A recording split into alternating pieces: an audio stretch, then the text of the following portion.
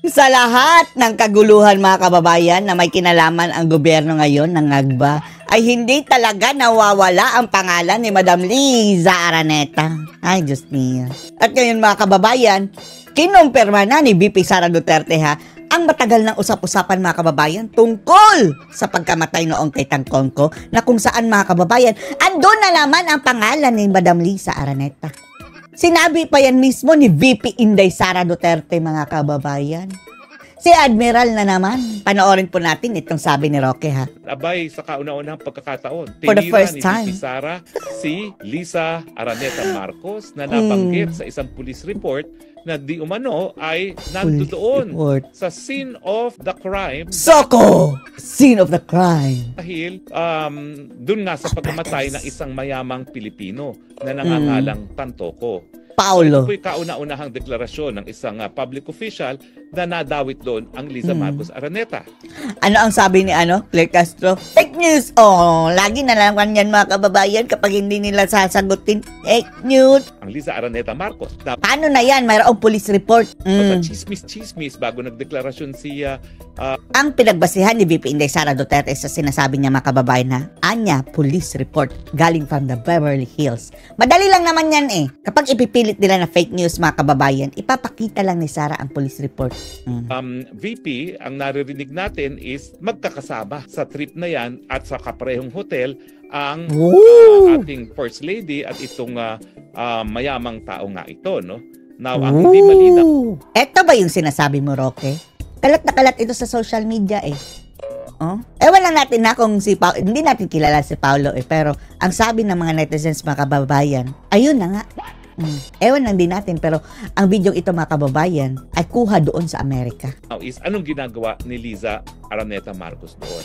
Wala namang ibang sinabi si VP Sara kung hindi siya ay naroroon doon sa insidenteng yon.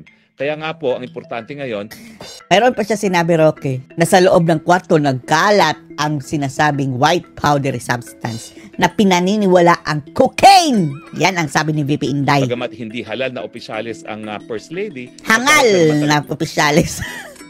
Hindi halal pero posibleng hangal. Kaya nabihimasok na parang siya ay halal na opisyalis, ay kinakailangan sabihin na niya sa taong bayan, ano ba talaga nangyari dun sa Beverly Hills? Wow, social si Madam, no? Itong isang mayamang Pilipino. Gastos ba yan ng gobyerno? Dahil ang palusot nila mga kababayan para doon sa MMFF mga kababayan. Andun si Cristina Frasco, na anak ni Gun Garcia na sinasabing, totoo ba? Ewan na natin kung talagang ba siya? Aring king king king, aring king king king king king. Si Ding Chase ay may sabi pero baka lang mga kababayan, napagkamalan lang. Napagkamalan lang. Nawak-wak. At may kwento pa dyan mga kababayan, galit na galit daw yung mga tao doon sa sa Cebu. Dahil, nung pagkatapos sa Semana Santa, di ba, may salubong mga kababayan. Sasalubungin natin ang pagdating muli ng Panginoon. Andun daw si Gun Garcia Ang sabi daw ng mga tao, ang Diyos ay hinintay namin, pero bakit wakwak ang dumating? Pabida-bida daw kasi si Madam mga kababayan. Ang reporter mismo anong station yun mga kababayan ang may sabi niyan? Narinig natin. Nireport yan sa isang radyo sa Cebu mga kababayan. Sa isang mahal na hotel sa Beverly Hills, California na alam natin mahal na hotel mga mayayaman. Sa akin yung pag-i-stay na isang First Lady sa Beverly Hills mismo skandaloso na Hilton. Kasi sang-ayon dun sa Salonga Law, ang mga public officers ay dapat namumuhay ng simpleng buhay. At pag-i-stay naman sa isang posh hotel sa Beverly Hills, na talagang posh lugar sa Amerika, hindi po yan sang-ayon dun sa sinasabi ng batas sa dapat ang pamumuhay ng mga public officials ay simple lamang. May video pa mga kababayan na andun pa si Jokoy. Wow! Magkano talent fee ni Jokoy at pakanta-kanta, I will survive! I will survive! Now, hindi naman po pwede sabihin ni First Lady ngayon na hindi naman ako public official dahil hindi ako halal, hindi ko appointive.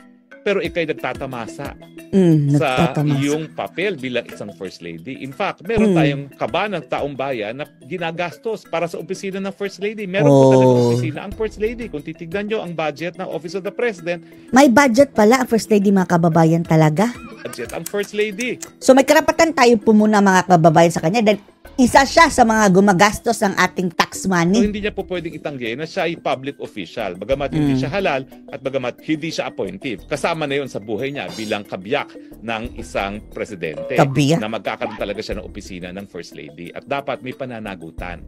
So ngayon, Dapat ang lang. tanong, anong ginagawa mo doon, Ano? Liza Araneta Marcos, nung Sagot! namatay yung mayamang Pilipinong yon? Sagot! At ang tanong, bakit nga napakatagal, di umano, bago nakatawag ng 911. Meron ba talagang nagsabi na wag muna kayong tumawag sa 911? Subukan natin, baka naman mag-recover dahil di umano, ang cause of death ay overdose daw. So ibig sabihin, nagkakabatakan. Ay, nako. O, ano ginagawa mo in the company of someone na nagdodroga? At sabi nga nung isang vlogger, nakalagay daw doon sa Pulse Report na doon sa kung saan nakita yung bangkay, hindi na humihinga, napakadaming mga powdery white substance. So ang tanong, ano Si Bibi Sara din mismo ang nagsabi, ha? ginagawa ng First Lady of the Philippines doon sa lugar kung saan namatay ang isang mayamang Pilipino na di umano, napakadaming powdery white substance na nakapaligid doon sa bangkay na And then, sinabi na rin ni Katibi Nagbakababay na inalok siya, ha, ng white powdery substance ni Admiral mismo. Madam First Lady, kinakailangan sagutin mo yan. Sagot. Hindi po pwedeng tahimik ka na naman. Hindi kasi Mark, Mark, tahimik lang. Hindi lang suspecha. Ang tanong ng marami, anong ginagawa mo in the company of someone na namatay, di umano, dahil sa drug overdose? At pangalawa, anong ginagawa mo doon sa lugar na napakaraming powdery white substance sa pinagdududahang cocaine? Meron ka bang kinalaman sa paggamit ng cocaine? Nagtatanong lang po kami. Hindi Tanong kami lang. nagbibintang. Sagot! Kaya dapat sumagot, mga kababayan. Pero kapag Tahimik tayo lang. nanahimik, hindi namin na magiging kasalanan yan kung magkakaroon kami ng opinion na siguro Ang may espekulasyon. kinalaman ka rin dun sa powdery white substance na nadiscover ng kapulisan dyan sa Beverly Hills, doon sa lugar kung saan nila nakita yung katawan ng Pilipinong hindi na humihinga at mukhang namatay dahil sa drug overdose. Ma'am, kinakailangan Madam. sumagot ka. Sagot! Dahil meron kang pananagutan bilang isang First Lady. At hindi po pwede na dededmahin mo yan. Lalo na nabigkas na yan ang Vice President of the Philippines.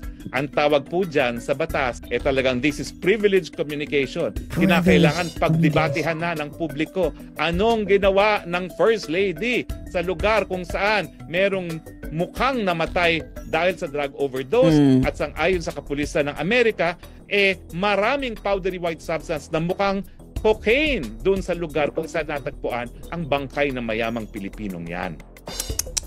Sagot, sagot, sagot! Sagot, Hindi po sagot, pwedeng sagot! manahimik, karapatan ng taong bayan, we have the right to information on matters involving public concern. At kung meron din problema sa pinagbabawal at droga ang First Lady at meron nang duda ang marami na may Pero lang ang testimonya si Katibi problema ang presidente sa pinagbabawal na droga, abay mukhang conjugal problem ang pinagbabawal na droga sa unang couple, the first couple of the Philippines. The first. Tuloy, ito kaya yung dahilan kung bakit sa libing ni Santo Papa, hindi kayo napansin ni President Trump.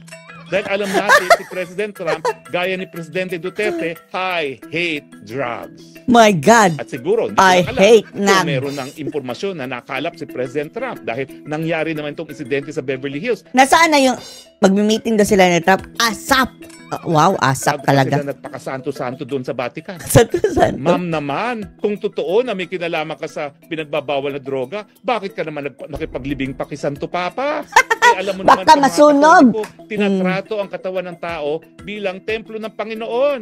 Hindi dapat sinisira dahil sa paggamit ng pinagbabawal na droga. Ano ba yan, ma'am? Meron ka pa pabelo-belo sa Vatican. Yung pala, yan na naman. Nagkakaduda na naman kami. Hindi ko sinasabi na conclusive, pero sumagot ka.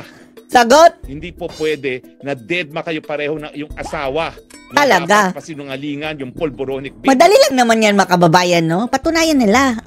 Hair follicle test para matapos Na na. authenticated naman. Diyan din po sa Hollywood, Los Angeles, California, kung saan nakita yung bangkay ng mayamang Pilipino na yan. Ano bang meron sa Los Angeles, California at talagang nagiging Waterloo ng mga boses pagdating sa mga pulboronic video at mga pulboronic happenings? Hindi pwedeng manahimik. Karapatan po namin malaman. Adik ba kayong mag-asawa? Lagot! Judik ba? Wala na mga amin, mga kababayan, no? Pero, kasalanan din nila yan, mga kababayan. Dahil matutulog ka na yan kung nagpa-drug test lang. Kung nagpa-hair follicle drug test lang. So, ano masasabi niyo dito, mga kababayan? Post your comments below.